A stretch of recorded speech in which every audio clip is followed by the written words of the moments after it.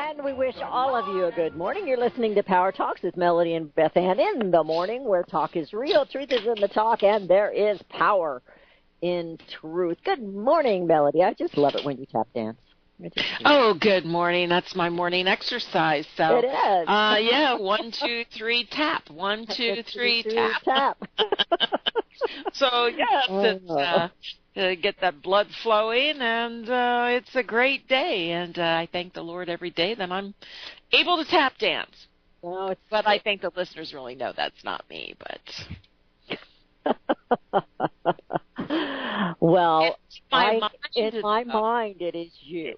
it's also in my mind, So, and that's where it's important. That's exactly right.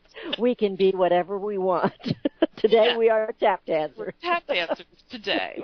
Today we are tap dancers.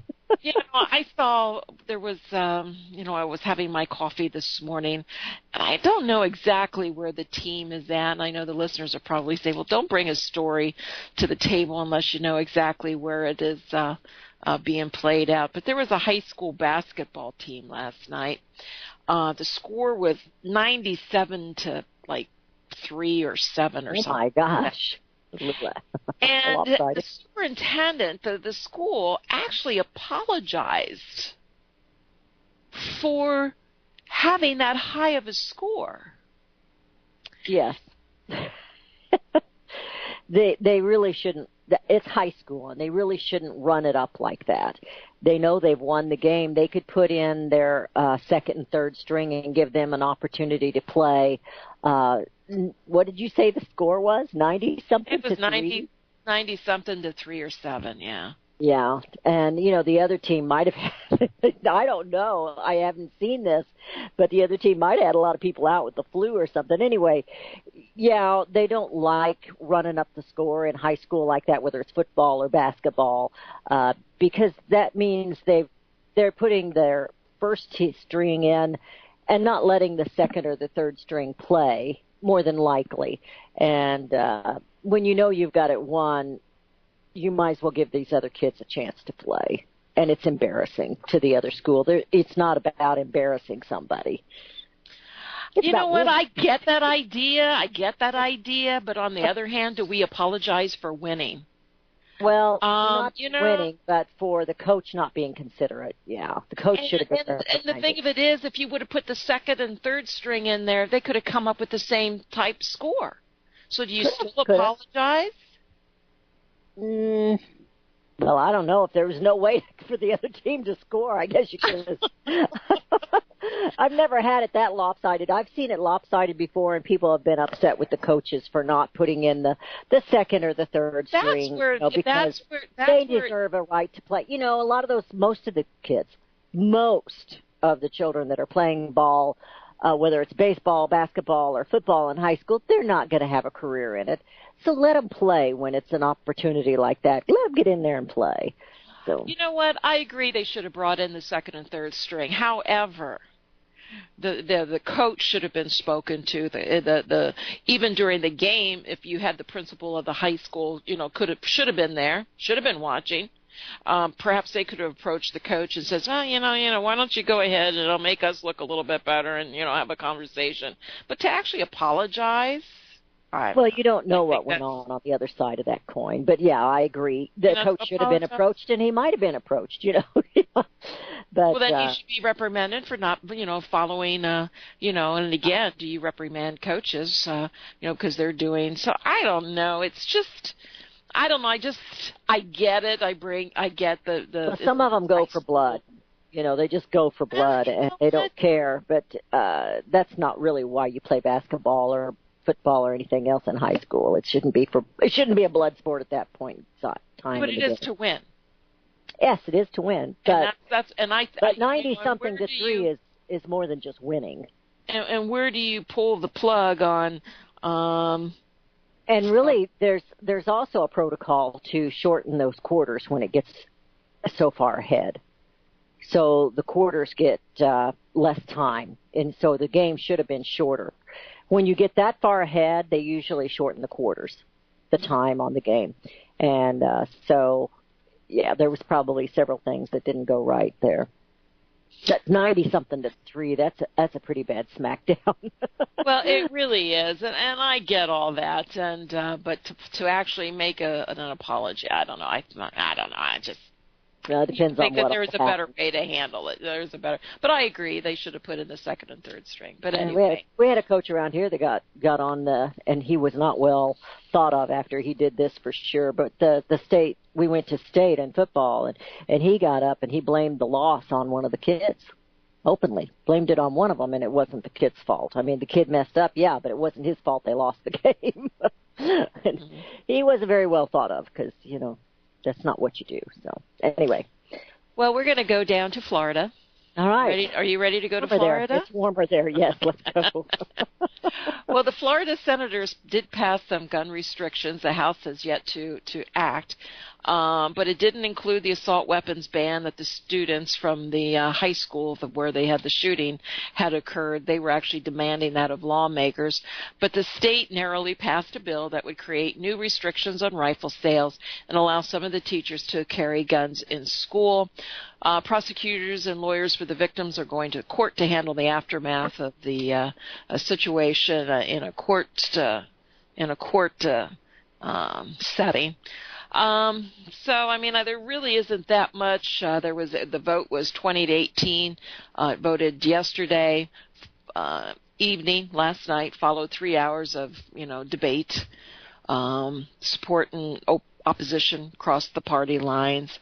And you have the Senator Lauren Book, who, do I think this bill goes far enough? No, I don't.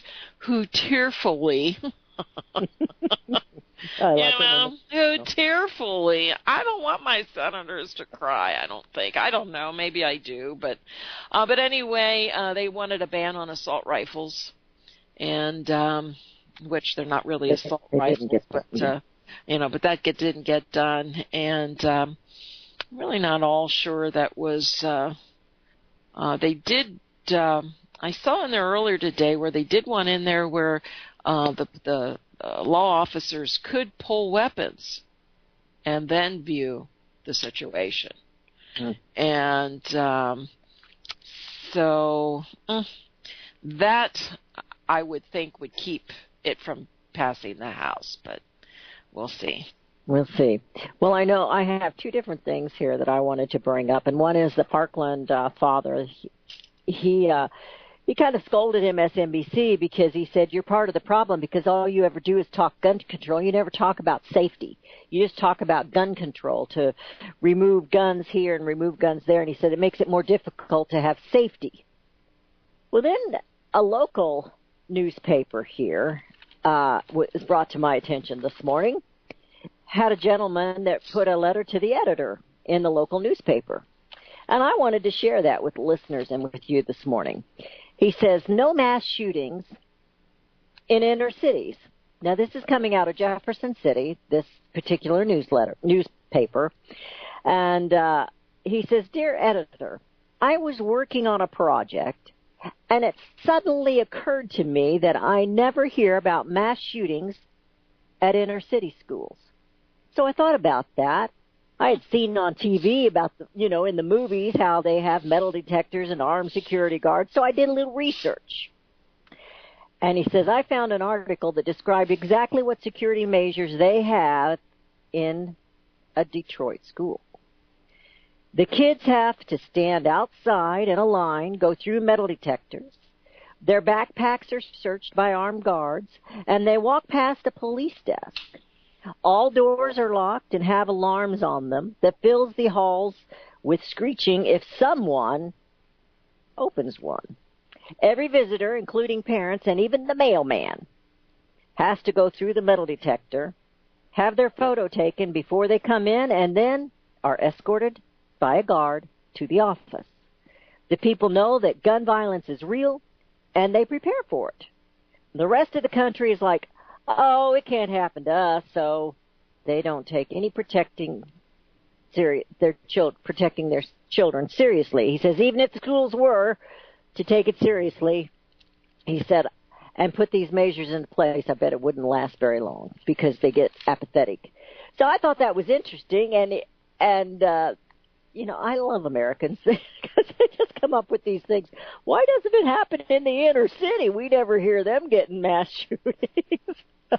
Well, it's because they've got everything locked down and guarded, got armed guards.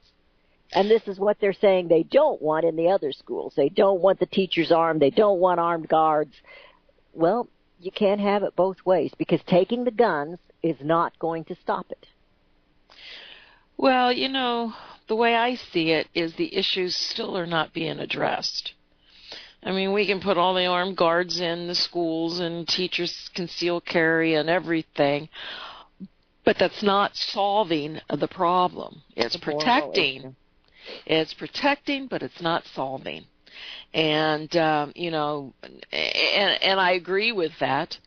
As far as the schools and so forth, like in Chicago, but then you can say, well, they just shoot each other out of school. When they get out of school. When they get out of school. But at least they shoot each other. They're not shooting innocent bystanders all the time. Well, they do, though, a lot. Remember that little 9-year-old girl that got shot there? Yeah, you do get the stray bullets. She was in her home, Yeah, you do get the stray bullets and so forth, but not quite the mass shootings that you have in the school and other places. Or in other places. So, well, you and I both know that the problem is a heart problem. It's a morality problem. It's a medication problem.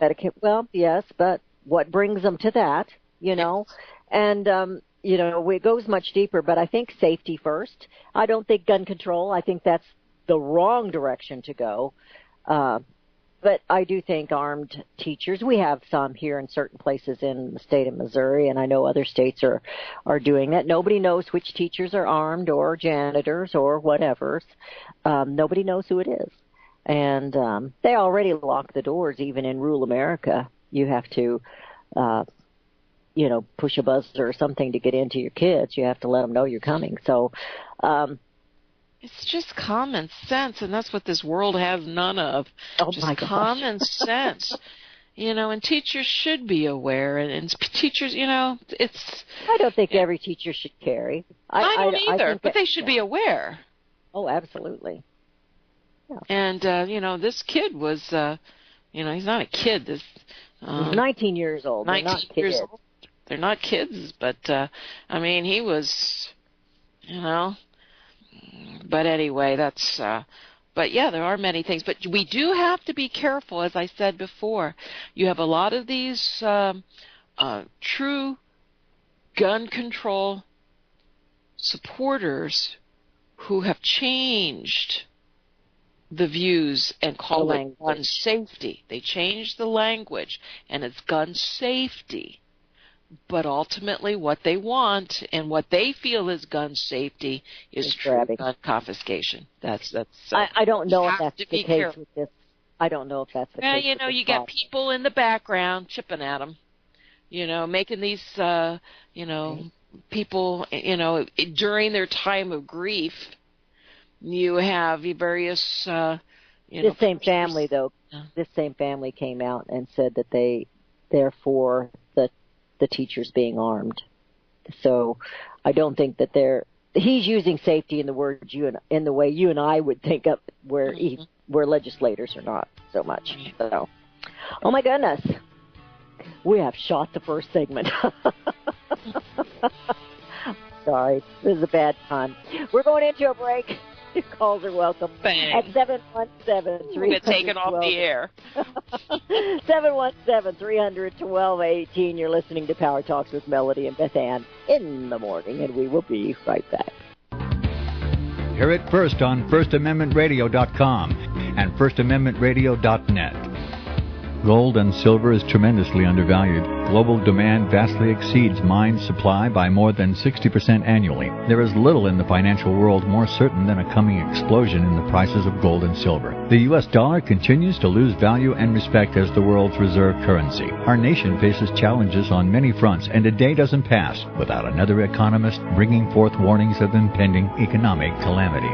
There has never been a better time than right now to acquire physical gold and silver. Discount Gold and Silver Trading was founded on the principles of truth and honesty. We believe in providing a quality product, quality service, and most importantly, competitive pricing. We provide all forms of precious metals, including American gold, silver, platinum, and rare investment and circulated coins. Silver bars, rounds, and 90% silver bags are on hand for the silver investor. Gold self-directed IRAs are available. Call Discount Gold and Silver Trading at 1-800-375-4188. Toll free, that's 1-800-375-4188. Visit crosstheborder.org, CROSS, crosstheborder.org, to get your print, EPUB, or PDF version of Nicholas Arthur's new book titled When the Third Temple is Built. That's crosstheborder.org. When it comes to prophecy today, much of the evangelical Christian world has their eyes on Israel, waiting and watching to see when the third temple will begin to be built. The plans are drawn. The Jewish people are eager. Most evangelical Christians today believe that the rapture will happen before the third temple is built. Hi, I'm Michael Eugene. I was taught that Daniel's 70th week was in the future. Is that really what the Bible teaches? Have we searched the Scriptures and found this to be true? Why is it so important for a reestablished Israel to build a third temple in Jerusalem? Is it necessary to build a temple on the same location already occupied by the Dome of the Rock? Is it necessary for sacrifices to take place in the temple on Temple Mount? Is there really a rapture followed by 7 years of tribulation? What is the New Testament temple? Can we identify history and prophecy? Who is the first beast in Revelation chapter 13? Who are the 7 kings in Revelation 17? I have asked all these questions, and I have found Nicholas Arthur's new book, When the Third Temple is Built, answers all these questions and more using Scripture to interpret Scripture. The Bible says that no prophecy of Scripture is of any private interpretation. Nicholas shows us in his new book, When the Third Temple is Built, how the Bible interprets prophecy and not man's private interpretation. Visit crosstheborder.org, CROSS, crosstheborder.org, to get your print, EPUB, or PDF version of Nicholas Arthur's new book titled When the Third Temple is Built. That's crosstheborder.org. Years ahead of the dominant media, FirstAmendmentRadio.com and FirstAmendmentRadio.net. And we have returned. You're listening to Power Talks with Melody and Beth Ann in the morning. We just, I got scolded for using a pun in the first one, but we have to move on from the gun control issue. And Melody's got some things in I want to give an update on gold is having a great day today. Right now it's currently up $14 at $1,335. We have silver up 32 cents today at $16.84. All markets were higher. In fact, the Dow was up 100 points at the open, and right now I'm currently looking at being down 19. So it's going to be a volatile day. And, a year ago, I said once we had the Trump administration come into D.C., it was going to be, what was the word, chaotic? You said it was going to be active. Active. Well, active. And this year, I think I changed active to much, much volatility, and certainly we're seeing that. Every day is a new and exciting day. So I'm pleased to see gold up and silver up. It's pretty much base. The only headlines is there's still discussions on the tariffs and so forth, and something about North Korea that came out today. But before I go to North Korea, I just wanted to tell the listeners that we're going to gold. Now listen closely. Okay. We have a few packages left of the 1/10 ounce American Gold Eagle and 20 Silver Eagles. It includes shipping for $550. Those were priced at yesterday's price. So I have a few left that if you want a good deal, give us a call at 800-375-4188, because that will be adjusted, not by much, maybe $10. $10 is $10, though. $10 is $10. So give us a call at 1-800-375-4188. Now we're going to go to North Korea. The North Korea's leader, Kim Jong-un, has told the South Korean envoys that his country is willing to begin negotiations with the United States on abandoning its nuclear weapons, and that it would suspend all nuclear and missile tests while it is engaged in such talks. Wow. What happened to him? During the envoys, well, I'll tell you what happened to him, but and this, I mean, going behind the scenes and following the dots is what's, so there was a 2-day envoy to Pyongyang, North Korea's capital. It ended yesterday, or today. Tuesday was yesterday for them. The two Koreas also agreed to hold a summit meeting between Mr. Kim and President Moon Jae-in in South Korea on the country's border in late April. Now all of a sudden they're calling him Mr. Kim. Before it was the nuts. And now all of a sudden he's getting a little respect. And, that's really all he wanted anyway, I think. But the North Korean side clearly stated its willingness to denuclearize. It made it clear that it would have no reason to keep nuclear weapons if the military threat to the North was eliminated and its security guaranteed. The military threat to the North is our troops in South Korea. So that'll be the sticking point there. And you know what I say? Bring them all home. Let South Korea defend themselves and all their, multinational corporations and so forth. And that's, everybody says, Melody, you hate these multinational corporations. Let them defend themselves. Why should we be putting, spending $700 billion for the Defense Department? Bring it home. If South Korea now all of a sudden South Korea also wants the THAAD missile defense system. Well, when he was president, when the last president was kicked out due to, I think he was impeached, this guy came in, Moon, he says, well, we don't want your defense system. Now all of a sudden he wants it. So let him make his own defense system. Why should the United States be helping South Korea? Pull them out and let the two work together. But that will be a sticking point by North Korea. They want to guarantee its safety. Security guaranteed is his life. That's what he needs to be guaranteed, because just like all the other nations who stopped their amassing and their nuclear weapons, they're all dead. So that's what he wants, to make sure that he's not eliminated. That threat, that's what that also means in there. Putin has a bigger bomb. Well, let me finish, and that'll be my connection. If the state... quit interrupting me, please. Sorry. But if the statement is corroborated by North Korea, it would be the first time Kim has indicated that his government is willing to discuss giving up nuclear weapons in return for security guarantee from the United States. Until now, North Korea has said its nuclear weapons were not for bargaining away. The North expressed its willingness to hold a heartfelt dialogue with the United States on the issues of denuclearization and the normalizing relations with the United States. It made it clear that while dialogue is continuing, it will not attempt any strategic provocations such as nuclear and ballistic missile threats. Now, going to Russia, they made the big statement last week when Putin was addressing his nation. And the big statement that he now has these missiles that can reach the United States. And he showed the vision in the background with missiles coming and hitting the United States. South Korea, since Moon had become president, his administration has been focused on increasing South Korea's consumption of natural gas and away from nuclear and coal as sources of energy. These plans include delaying construction on various nuclear reactors, as well as reopening dialogue around a natural gas pipeline that would come from Russia and pass through North Korea. So there's your little connection, ladies and gentlemen.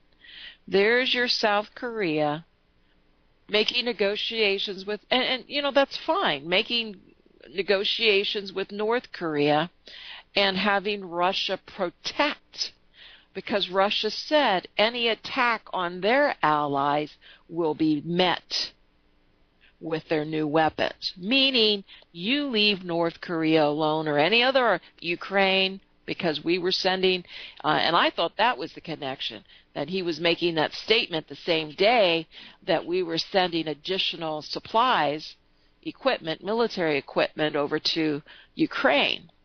But there's no coincidences here, ladies and gentlemen. And so this is what it's all about. It's always about follow the money. It's always usually in that area about energy, whether it be natural gas, oil, whatever it may be, and pipelines. So they build a pipeline. It goes through North Korea. North Korea gets funded.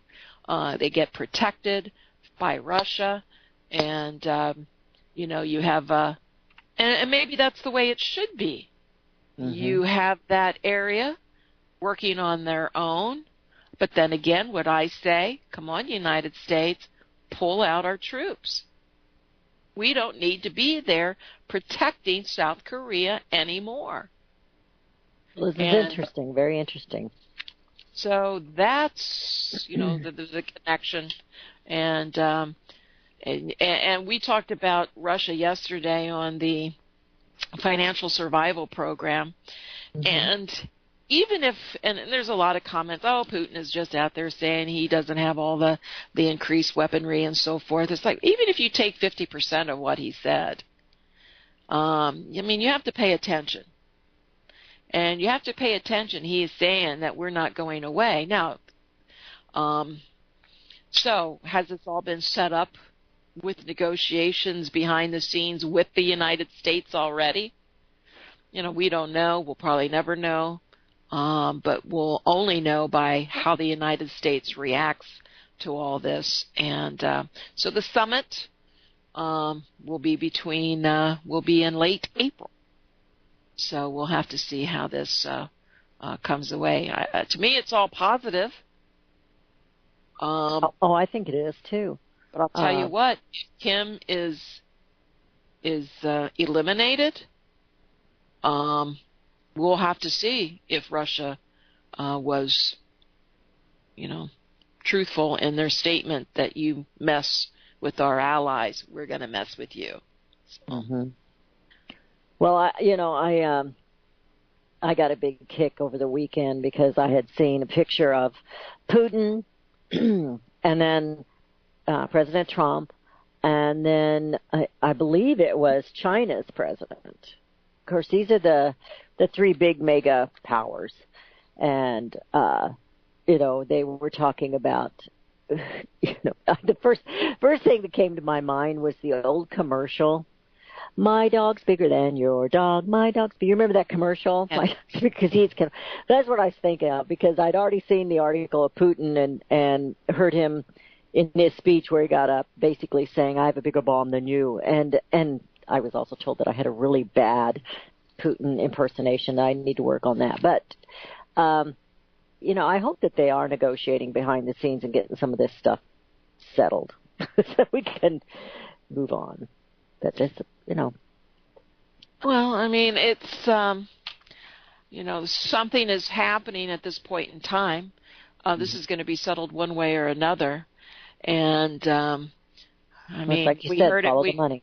Well, you said, Putin is out there saying we heard it from this administration too. So, with the fire and fury deal. So, to me, I think it's, but there are messages to be sent.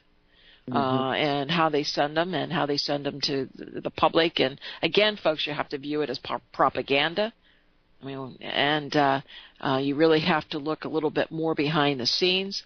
I also saw another headline today where the relationship, we are now competing with the Saudis for the oil, and everyone thought that there'd be some sort of,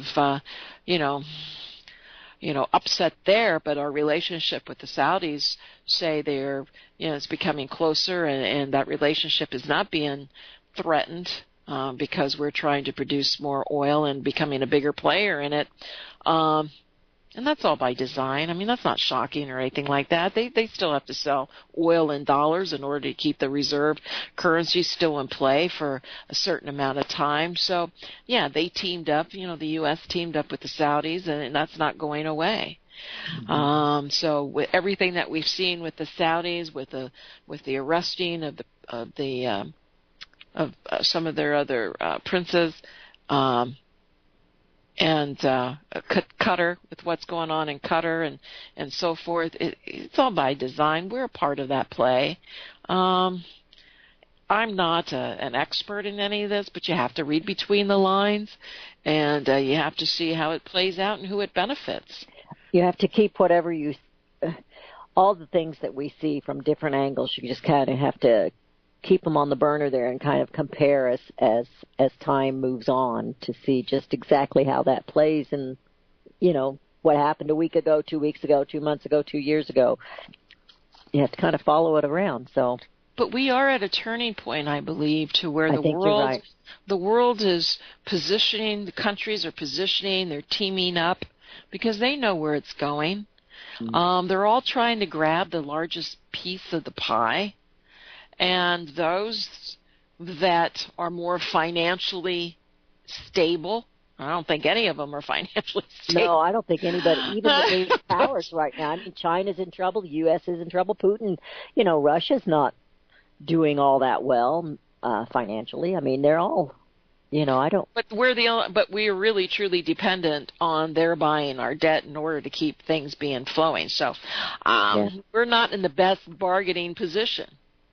Our power, our military power, was always the thing that no one would mess with the big guy.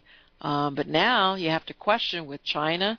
And it's interesting, as I saw some numbers on the various countries and what they spend militarily. We spend, $700+ billion. China spends about $150 billion. Russia and everybody else spends between, $35 billion and $70 billion.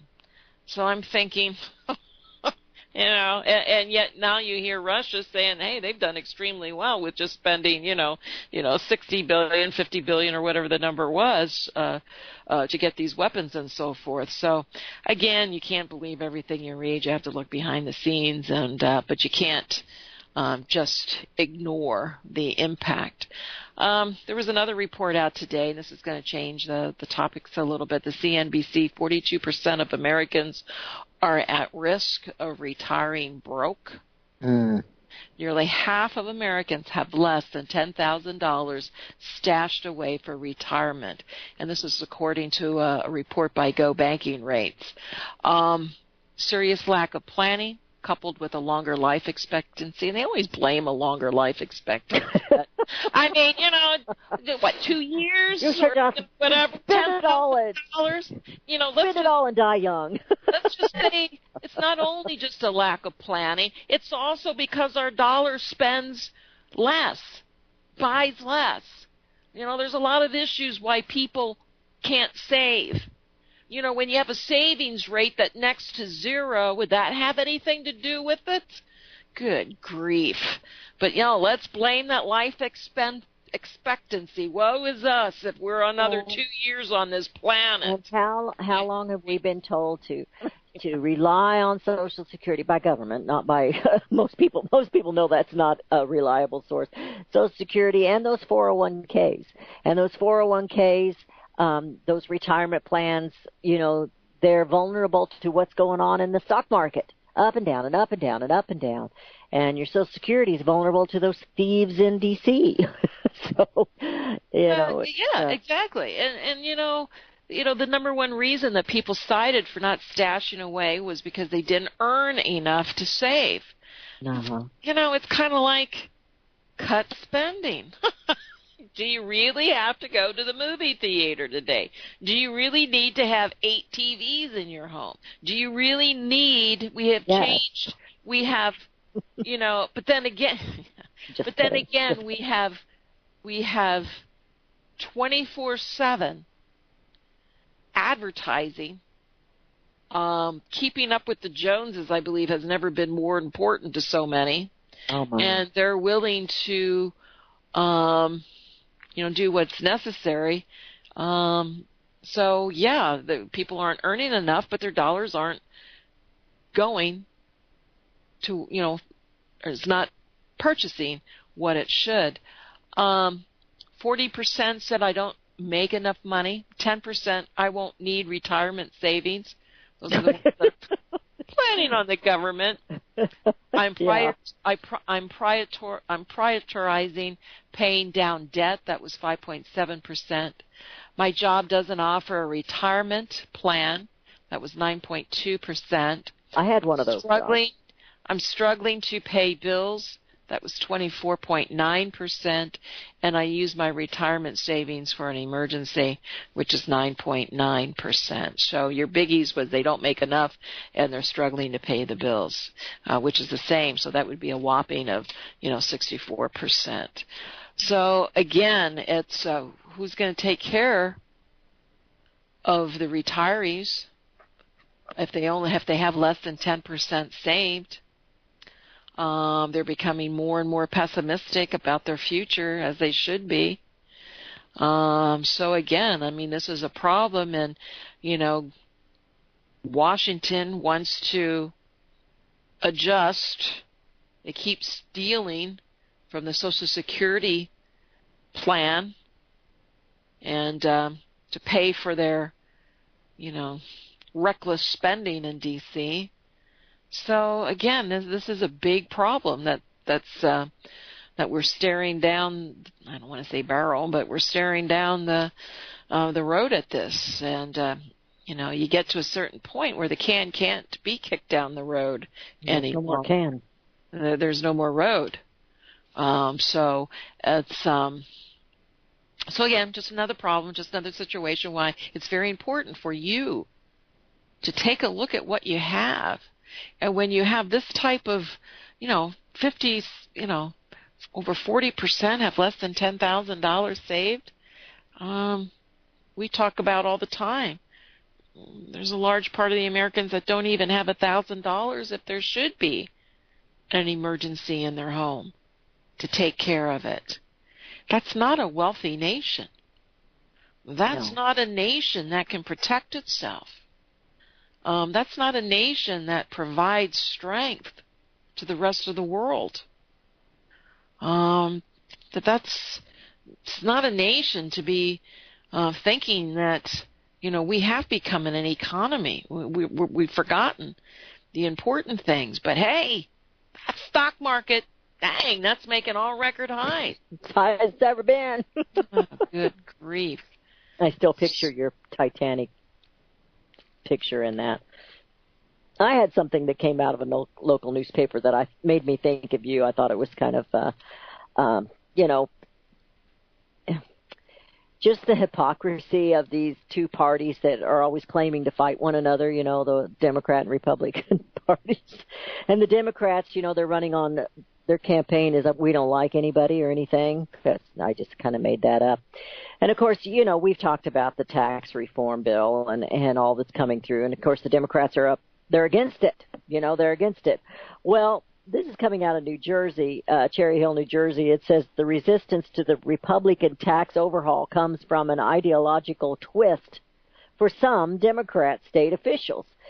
They've styled themselves as champions of the working class, but are pushing hard for measures that would reduce taxes, mostly for the wealthy. In other words, this is a fairly long article. He goes into talking about how some of the Democrat governors and the lawmakers in a handful of high-income, high-tax states are promoting policies intended to spare their residents the pain of the new $10,000 cap of the deductions for state and local taxes, like Connecticut, New Jersey, and New York, and they're pushing now to help the wealthy because those states are in trouble with some of the new things on that tax reform. So I thought it was kind of as a catch-22. They, hypocrites that they claim that this is bad, and yet those are the ones they're going to go protect. I thought it was funny. Anyway, it's a pretty long article. I didn't want to share the entire thing. But we also have some other things. Mr. Trump's tweet this morning, there are people in the White House that I want to change. I don't know what that's kind of taking the big storm of the news today. But he says there's no chaos, only great energy in the White House. But there are some people that he wants to change. There has been there's been reports that McMaster's is one that's going, and we know he has soured on Sessions. So don't know if, not quite sure. Even there's been reports on Kelly, and so not sure who those might be, but I'm sure we'll find out. Yeah, well, I'm a little bit concerned about him getting rid of Sessions, because who in the heck are they going to get to replace him? And nobody's going to. That there's still people they haven't put in place. So how fast is Congress going to jump on board to approve a new DOJ? And I think we need to back up, kind of look at that picture a little bit more. I'm not real happy with Sessions either, but I keep thinking he's doing something great behind the scenes and nobody knows it. He's the little quiet hero. I want to believe that. Well, I don't know. I don't know. I don't know if that's how his previous history was. If that's how he handled things when he was, he was a senator, right? Yes. He was a prosecutor or district attorney at one point in time, I think. I hear music. We have a caller. We're going to come back, and we'll go to the caller when we come back. You're listening to Power Talks with Melody and Beth Ann in the morning. And the number to call is 717-300-1218. And we will be right back. Hear it first on FirstAmendmentRadio.com and FirstAmendmentRadio.net. Since the beginning of time, kings have sought it, nations have fought for it.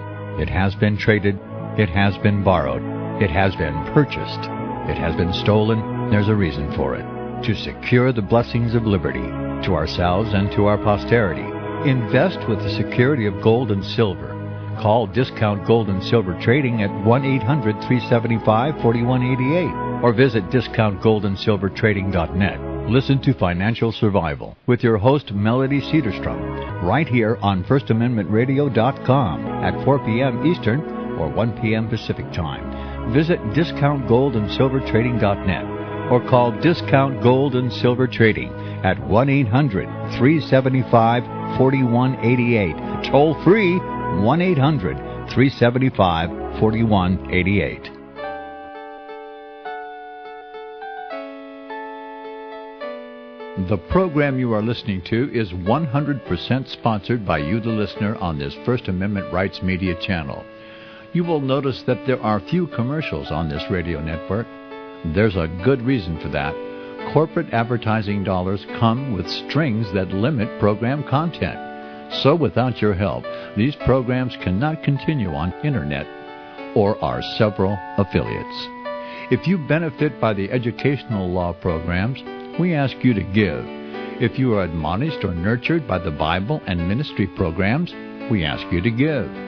If some voice a cause that you are passionate about, we ask you to give.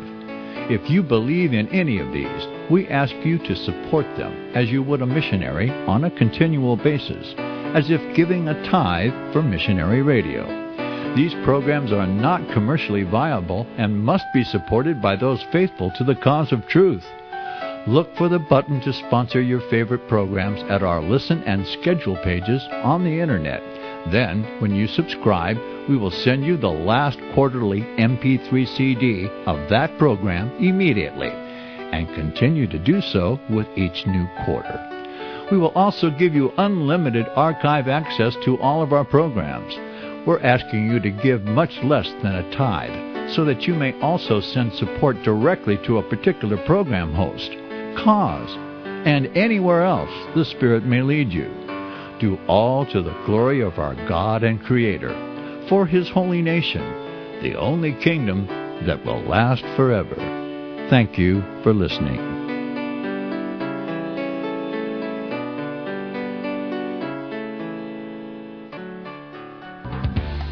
Hear it first on FirstAmendmentRadio.com and FirstAmendmentRadio.net. And we have returned. You're You're listening to Power Talks with Melody Beth Ann, and we are in the final segment of today's show. We're going to go to Neil from Missouri. Neil, how are you today? Oh, doing all right. Had to batten down the hatches this morning. All this wind is wanting to blow everything away. There's a little whirlwind outside. I'm looking straight out into the street here from my studio, and there was a little whirlwind of dust and leaves going round and round. It looked like a little tornado. Yep, it's windy. Yeah. You know, we get those around here all the time. They'll pick up stuff on one side of the yard and run to the other side and dump it and then head on down the road. But I was calling you about this deal with the people not being able to save anything. Well, it's because they're trying to save the wrong thing. You know, right. If you're renting, inflation is driving up your rent all the time. All right, so you need to save by having a piece of land or a house or something that you're actually buying that inflation isn't going to affect. The same thing, you know, if you're going to try to save paper by putting your money in the bank, 401k, whatever, inflation eats all that up. Yeah. And so you wind up with nothing, you know, when you retire. If you put that into gold, silver, guns, ammunition, food, things that inflate, put your money into things that inflate so that you don't lose by trying to invest in paper. And unless you're really, you know, got the money to burn, you need to stay out of the stock market completely. That's just gambling for rich people. So, and you try to play with the big boys in the stock market, you're just going to get burned. So, I mean, yeah. even if you're just stockpiling, like right now is a good time to be stockpiling scrap metal, because what these tariffs that are coming on, aluminum and steel are going to go up, you know, in price. So if you got salvage, you know, instead of throwing your tin cans, you know, in the trash, smash them and throw them in a box and store them in the basement or the garage till the price goes up, and then take them to the scrap yard and sell them. Yeah, there's a lot of things that people can do, but the key when you're trying to save for any particular situation truly is with gold and silver, because I mean, people who have retirement accounts and so forth, I mean, they can't. It's just not feasible to. I mean, gold is tight, easily. You know, you can take it anywhere. You can put $1 million in a little briefcase, and it is money, and that's what you want to do. You truly want to convert those fiat dollars into real money, and that's exactly put your investment into something that's going to survive inflation. Mm-hmm. Because eventually we're going to get runaway inflation, and then your paper, your savings accounts, your 401ks aren't going to be worth anything. Exactly. Exactly, and that's where they're headed, and that's what people don't understand. People don't understand that when you have a fiat currency, there's only one way things are going to play out. Right. We've already devalued the dollar by how much? You know, people talk about, they're going to devalue our money, and so, hey, they've already done it. You know, why do you think people can't save? It doesn't buy anything. So, yeah, you're right with the runaway inflation, and that's the road. Fiat currency, there's only one end. There's only one end, and we're not that far away from it. So thank you, Neil. I appreciate your comments, because you are absolutely correct. Yes. Thank you, Neil. Neil's always got good advice for us. Thank you, Neil. Appreciate it. You know, it's something that I think we need to plug your gold and silver. We're about at the end of the show here. And, you know, what he was saying is to invest in something that's going to be tangible, that's going to be there. The paper is not going to be there. The stock market, you're at somebody else's mercy. You have no control over it. But you do have control over the things that you do purchase, and whether it's gold and silver, food. He was saying food, scrap metal. You know that's going to go up right now. Steel and aluminum. You know it's going to go up. I quit drinking soda, so I don't have any aluminum cans to save. But I don't know. You drink beer? No, I don't. I don't like the smell of beer. But, today we're having some pressure on the U.S. dollar. It's down 0.37 at 89.63. The dollar is not going to get stronger. I mean, certainly if they're going to continue to raise rates, and, you know, Powell already has come out and says, well, you know, with this great, strong economy, there's no reason not to raise rates with the employment where we're at. But yet you still have people working 2 jobs to make ends meet. So, you know, and they're looking for wage increases. And, maybe we'll talk about it tomorrow when we have a little more time. We just, with the globalization that we've seen, with low and everyone is expecting with this low unemployment, it's going to increase wages. Well, that's not necessarily the case because our employment system has changed. And so, maybe we'll talk a little bit about that tomorrow, to why we're not going to see the wage increases that everyone is expecting. Usually under full employment, you could generally consider wages should rise when you have full employment at 4.5%, but they're not, or they're just barely moving up. And we'll talk about the reasons why they're not. And unless these other items change, we're not going to see the wage increases that anyone is anticipating. So we'll bring that tomorrow. But for your gold and silver, 800-375-4188. That's 1-800-375-4188. We have that little package, $550. And I don't know how much longer I'm going to hold it at that because gold is now up $15. Wow. That's $1 since the beginning of the show, because you said 14 when we started. It's $15.50. Wow. We're looking at gold at 1336. The Dow is down a few points. NASDAQ and S&P are up a couple points, but there is pressure on the Dow. Of course, the Dow only has 30 stocks anyway, but that's the number that everyone pays attention to. That is the psychological number to keep that confidence strong and going with the people, so they continue to go out there and spend their money so they can't save. It's just like, what a wacky world we live. But you can thank... It is that.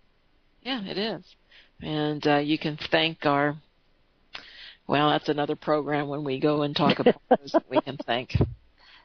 But you might as well have said it now. We got 2 minutes, 3 minutes.